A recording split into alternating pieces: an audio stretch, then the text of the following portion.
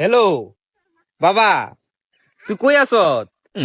আরে এই যে সকালে গেছস না খেয়ে গেছস বাড়ি থেকে, অন্তরে আহস না। আরে তুই একবার ফেল হয়েছস তাই কি হয়েছে? তোর আর একবার এডমিশন নিয়ে দেবো, কি আছে চিন্তা করস কে তুই? আয় বাড়িতে আয়। আরে তুই যদি পড়াশোনা নাই করস তোরে দোকান দিয়ে দিমু। আয় তুই জলদি হ বাড়িতে আয়, হ হ আয়। ঠিক আছে রাখি, আয়। আরে বাবা এনে কি করো?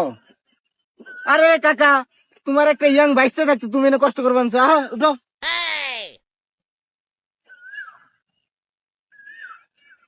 বেটা এই যে সাড়ে সাড়ে 3 হাত ফুট, 3.5 হাত। বাবা তাহলে এনে কি করবা? আরে সুত মারানি পুলা, তোর এনে পার্মানেন্ট দোকান দিয়ে দিমু।